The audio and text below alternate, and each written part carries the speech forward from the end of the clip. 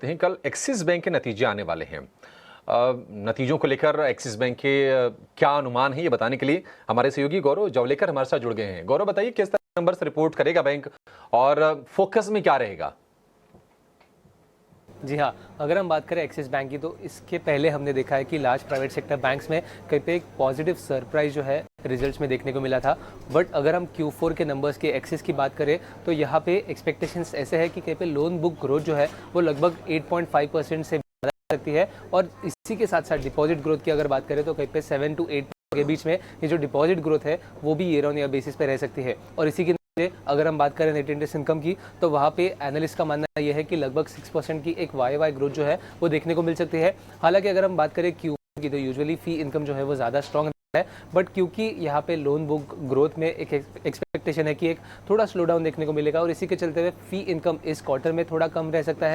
और इसी के नतीजे अगर हम बात करें PPOP की, तो वहाँ पे 4.5% का ग्रोथ देखने को मिल सकता है। प्रोविजंस की बात करें तो ईयर ऑन ईयर पे एक जंप देखने को मिल सकता है, और इसी के चलते प्रॉफिटेबिलिटी जो है वहाँ पे एक 4% की डिक्लाइन जो है इस क्वार्टर में हमें देखने को मिल सकती है एक्सिस बैंक की तरफ से। इसी अगर हम बात करें एसेट क्वालिटी, तो वहाँ पे कुछ मेजर कंसर्न जो है वो नहीं देखने को मिल सकते हैं। क्रेडिट कॉस्ट की बात करें तो एक नॉर्मलाइजेशन के तरफ चलते हुए 0.9 का क्रेडिट कॉस्ट जो है वो एक्सपेक्टेशंस है एक्सिस बैंक जो है वो रिपोर्ट करेगी, बट जो एसेट क्वालिटी को लेके कोई मेजर कंसर्न्स नहीं है। और आखिर में अगर हम बात करें नेट इंटरेस्ट मार्जिन्स की, तो कहीं पे नेट इंटरेस्ट मार्जिन्स में भी एक सॉफ्टनेस जो है 3 बेसिस पॉइंट का सीक्वेंशियल बेसिस पे वो हमें देखने को मिल सकता है। और इसका मेन रीज़न ये है कि EBLR लिंक जो लोन्स है रेपो रेट कट की वजह से, उसमें एक इम्पैक्ट, और सेकेंड इम्पैक्ट जो है वो लोन बुक में जो मिक्स है उसका चेंज, इसके वजह से थोड़ा इम्पैक्ट जो है नेट इंटरेस्ट मार्जिन्स पे को मिल सकता है। आगे जाके लोन बुक और डिपॉजिट ग्रोथ में क्या कमेंट्री रहेगी वो ज़्यादा जानना काफ़ी ज़्यादा इंपॉर्टेंट रहेगा।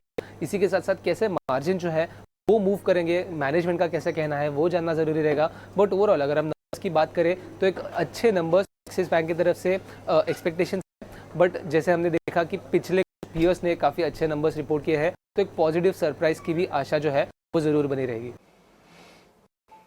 ठीक है गौरव, बहुत शुक्रिया आपका। आपने काफ़ी विस्तार से बताया कि कहाँ पर कौन से आंकड़े अच्छे आ सकते हैं, कहाँ पर चिंता रह सकती है। तो लबुलुआब ये है कि लोन ग्रोथ को लेकर थोड़ी सी चिंताएं बढ़ सकती हैं। कमेंट होती है बैंक की, ये देखना होगा। और दूसरी चीज़ ये है कि मार्जिन पर भी थोड़ा प्रेशर आ सकता है। ये सारे के सारे हमारे अनुमान के आंकड़े आपके स्क्रीन पर हैं।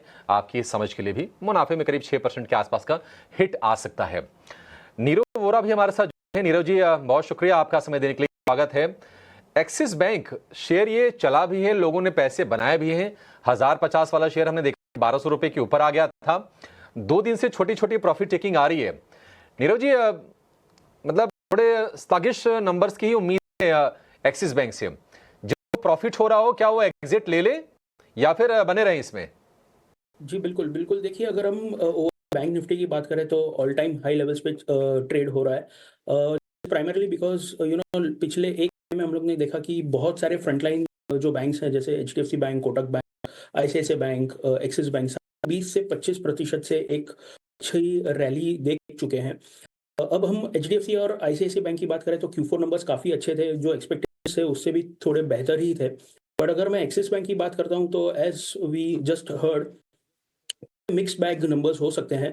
एंड ऑलरेडी जो एक रन अप हो चुका है करीबन 20% का, दैट इज ऑलरेडी फैक्टर्ड इन, मतलब जो भी नंबर्स आएंगे उसके चलते ऑलरेडी एक रन अप हो चुका है। इन केस अगर बहुत ही सरप्राइजिंग नंबर्स होते हैं ऑन द पॉजिटिव साइड, तो फिर ये मोमेंटम और बरकरार रहेगा और शायद 5 से 7% से और ये बैंक बढ़ सकती है। बट ओवरऑल हमें लग रहा है कि थोड़ा पार्शियल प्रॉफिट डेफिनेटली लेना चाहिए। बाय ऑन डिप्स की रणनीति अपनाइए, क्योंकि काफ़ी अच्छा रनअप हो चुका है। जब भी एक थोड़ा 5-7% का करेक्शन आता है बैंक निफ्टी में या फिर ये सारे बैंक्स में, तो बाय ऑन डिप्स की रणनीति अपनाकर डिप्स में ऐड करना चाहिए। बाय ऑन डिप्स होनी चाहिए एक्सिस बैंक को शेयर को लेकर, ये व्यू नीरज जी का। जतिन भाई, जरा आप ये बताइए